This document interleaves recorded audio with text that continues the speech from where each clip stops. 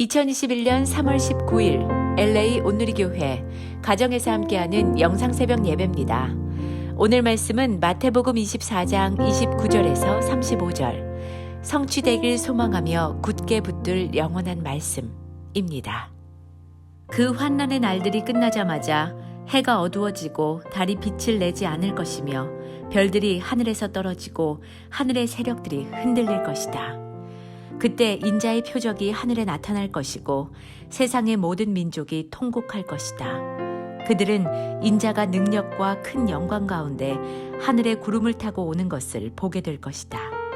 그리고 인자가 큰 나팔 소리와 함께 자기 천사들을 보낼 것이며 그들은 하늘 이 끝에서 저 끝까지 사방에서 그가 선택한 사람들을 모을 것이다. 무화과 나무로부터 교훈을 배우라. 그 가지가 연해지고 잎이 돋으면 여름이 가까이 왔음을 알게 된다.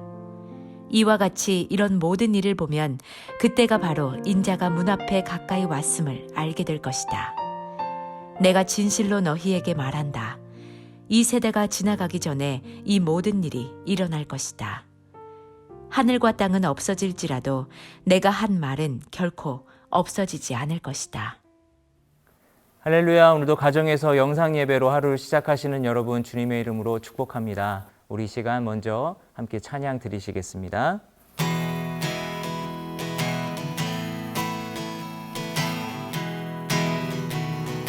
하나님의 나팔소리, 하나님의 나팔소리, 천지 진동할 때에 예수 영광 중에 구름 타시고 천사들을 세계 만국 모든 곳에 보내어 구원받은 성도들을 모으리. 나팔 불 때 나의 이름, 나팔 불 때 나의 이름, 나팔 불 때 나의 이름, 부를 때에 잔치 참여하겠네. 주님 다시 오실 날을 우리 알 수 없으리.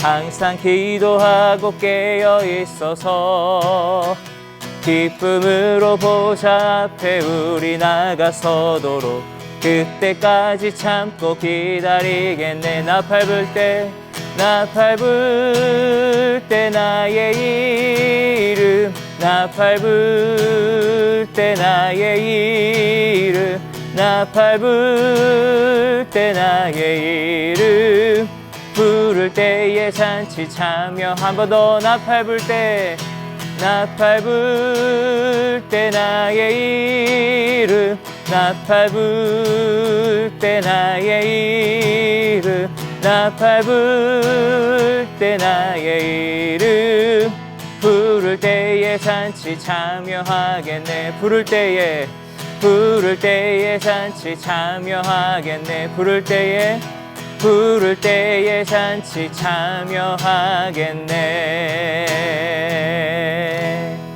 아멘. 할렐루야. 말씀으로 새로운 하루를 시작하시는 사랑하는 여러분, 주님의 이름으로 환영하고 축복합니다. 저를 따라해 보시겠습니다. 기도하면 행복합니다. 성취되길 소망하며 굳게 붙들 영원한 말씀이라는 제목으로 하나님 말씀 전합니다. 방금 읽은 본문의 내용이 무엇입니까?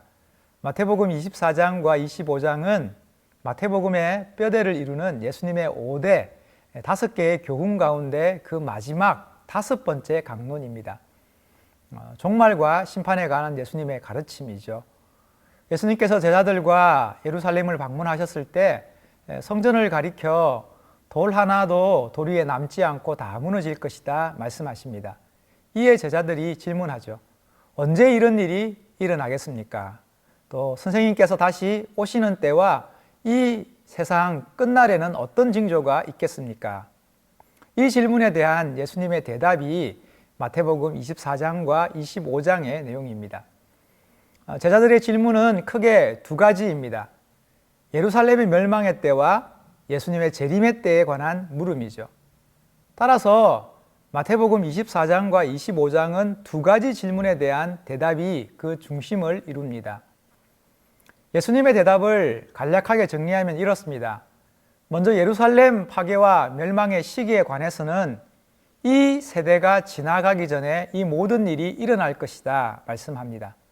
그리고 예수님의 예언처럼 이 세대가 지나기 전인 AD 70년에 티투스 장군이 이끄는 로마에 의해서 예루살렘은 완전히 파괴되고 멸망합니다. 또한 예수님의 재림의 때, 곧 이 세상의 멸망과 심판의 때에 관해서는 그 날짜와 그 시각은 아무도 모른다 말씀하시며 오직 아버지만 아신다 덧붙입니다. 이에 관한 내용은 내일부터 이어지는 본문의 내용입니다. 따라서 오늘은 예루살렘 멸망에 관한 예수님의 말씀과 그 교훈에 집중하고 있는 것이죠. 그 환난의 날들이 끝나자마자 해가 어두워지고 달이 빛을 내지 않을 것이며 별들이 하늘에서 떨어지고 하늘의 세력들이 흔들릴 것이다. 그때 인자의 표적이 하늘에 나타날 것이고 세상의 모든 민족이 통곡할 것이다. 그들은 인자가 능력과 큰 영광 가운데 하늘의 구름을 타고 오는 것을 보게 될 것이다.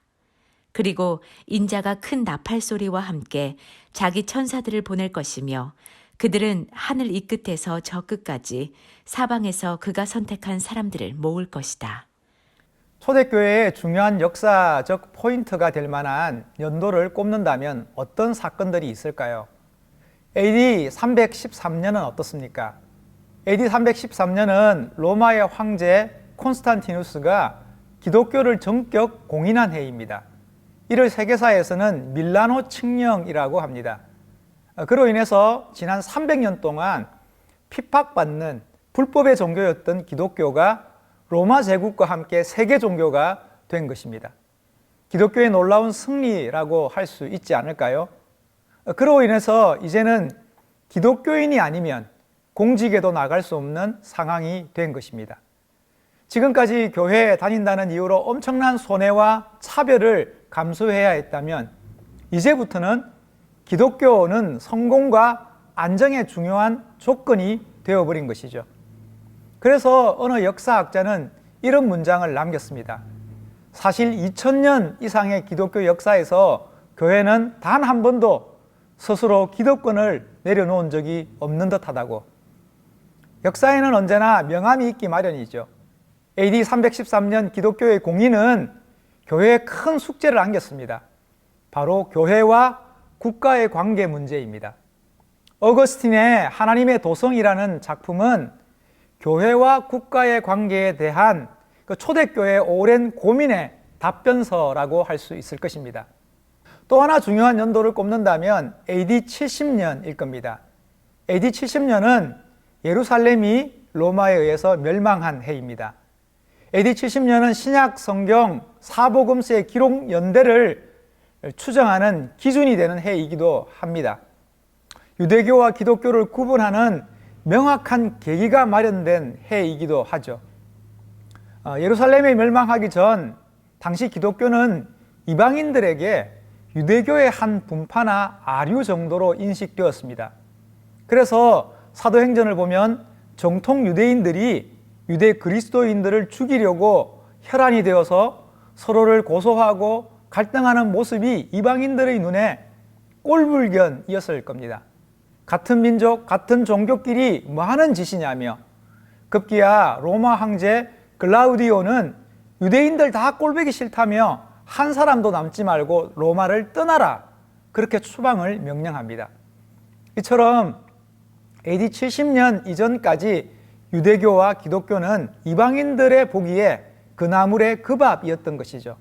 하지만 예루살렘 성전이 파괴되면서 기독교와 유대교는 확연히 구별되기 시작합니다. 기독교의 중심이 예루살렘에서 이방 세계로 옮겨가죠. 유대인의 그 민족과 지역 종교 정도로 여겨졌던 기독교가 만민을 위한 보편적 종교로 인식되기 시작한 것입니다. 그래서 F.F. 브루스라고 하는 학자는 AD 70년을 기독교 역사의 터닝 포인트라고 의무부여하기도 했습니다. 오늘 본문은 AD 70년 예루살렘 멸망에 관한 예수님의 예언을 다루고 있습니다. 이를 위해서 특별히 예수님께서 이사야서와 다니엘서를 인용하고 있는데요. 예루살렘 멸망을 통해서 예수님의 복음이 유대인의 지역적 경계와 민족적 한계를 넘어서 열방을 향하여 나아갈 것임을 선포하고 있는 것이죠. 이에 예수님께서는 사방에서 하나님의 구원 백성들이 불러 모을 것이다 말씀합니다. 사랑하는 여러분, 예루살렘 성전이 돌 위에 돌 하나 남지 않고 다 무너지며 예루살렘이 완전히 멸망해도 하나님의 그 구원 역사는 계속된다는 것입니다. 오히려 그것이 우리의 인생을 가르는 터닝 포인트가 될 것이라 말씀합니다.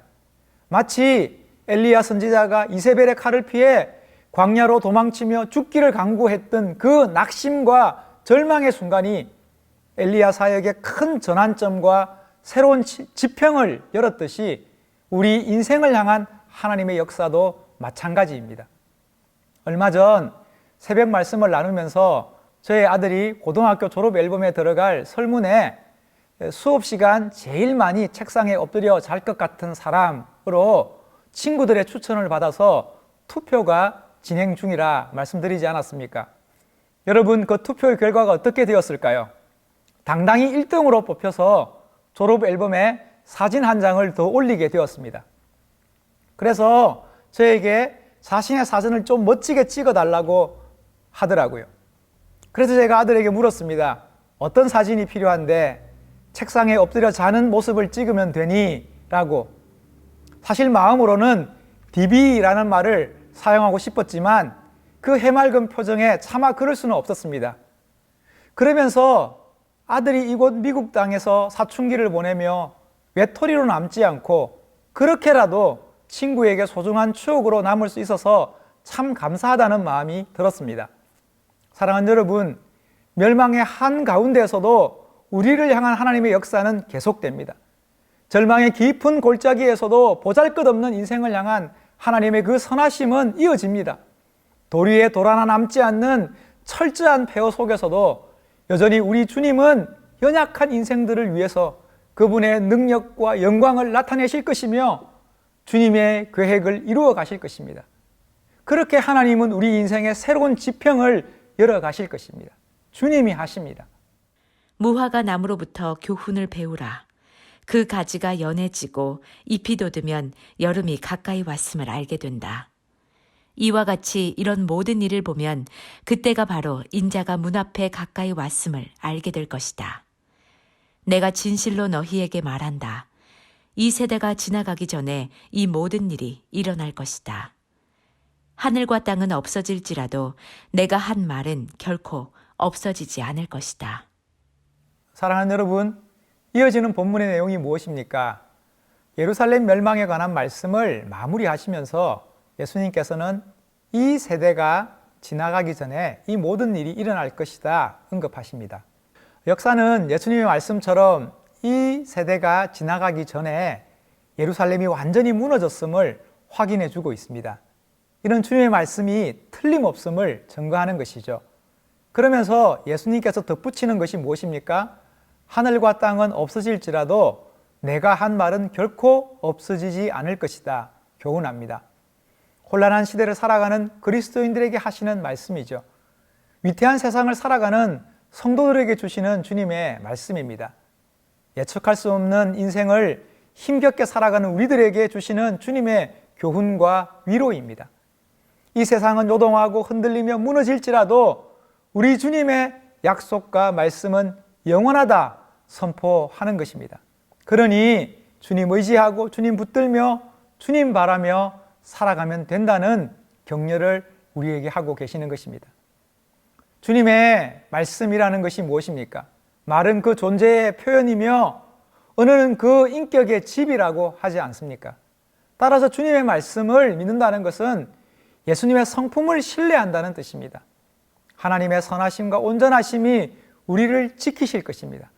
하나님의 자비와 그 긍휼이 우리를 살게 하실 것입니다. 하나님은 자기를 찾는 자에게 그분의 놀라운 은총과 구원을 언제나 신실히 하실 것입니다. 이것이 우리로 하여금 환난을 견디게 하고 불안을 이기게 하며 이것이 온갖 염려와 걱정 속에서도 소망과 확신으로 살아갈 수 있는 근거입니다. 연약한 인생들을 향한 하나님의 신실하심을 붙들게 하는 것이죠. 사랑하는 여러분, 우리가 어떻게 세상의 모든 지혜를 통달해서 우리가 직면한 문제들을 해결할 수 있겠습니까? 우리가 어떻게 세상의 모든 능력을 갖추어서 우리가 처한 난관을 헤쳐갈 수 있겠습니까? 우리가 당면한 현실들 앞에서 우리는 언제나 한없이 부족하고 모자라고 미력할 뿐입니다. 하지만 주님의 그 온전하심이, 주님의 그 선하심이, 주님의 그 능하심이 우리를 지키실 것입니다. 그래서 주님께서 말씀하시는 것이죠. 하늘과 땅은 없어질지라도 내가 한 말은 결코 없어지지 않을 것이다. 그러니 주님 의지해야죠. 그러니 주님 더욱 붙들어야죠. 요즘 기도하면서 이런 생각 자주 합니다. 내가 붙들 수 있는 주님이 계셔서 참 감사하고, 주여라며 내가 부를 수 있는 주님이 계셔서 너무너무 고맙고, 내가 구하고 찾고 바라고 소망할 수 있는 주님이 계시다는 그것이 얼마나 큰 축복이고 감사인지 다시 한번 확인하게 됩니다. 사랑하는 여러분, 이런 찬양 있지 않습니까? 어려운 일 당할 때 나의 믿음 적으나 의지하는 내 주를 더욱 의지합니다. 세월 지나갈수록 의지할 것 뿐일세 무슨 일을 당해도 예수 의지합니다. 찬송가 533장입니다. 찬양의 가사처럼 우리 주님 더욱 의지하면 됩니다. 무슨 일을 당해도 우리 주님 의지하고 신뢰하고 그 귀하신 주님 이름 부르면 되지 않겠습니까? 사랑하는 여러분, 우리에게는 주님이 계십니다. 주님이 함께 하십니다. 보잘것없는 우리를 주님이 붙드십니다. 그러니 오늘 하루도 오직 주께만 소망을 두며 살아가시는 저와 여러분 될 수 있기를 주님의 이름으로 축복합니다. 저를 따라해 보시겠습니다. 주님 더욱 의지합니다. 함께 기도하시겠습니다. 하나님 아버지, 우리의 삶과 형편과 어려움과 처지를 헤아리시는 주님, 주님의 이름을 부르며 주님의 이름을 구하며 살아가는 인생이게 하시고, 아버지 하나님, 그 신실한 하나님의 그 귀하신 능력이, 은혜가 우리 인생 가운데 오늘 하루도 해같이 비춰지는 귀한 역사 있게 하여 주옵소서. 감사드리며 예수님의 이름으로 기도합니다. 아멘.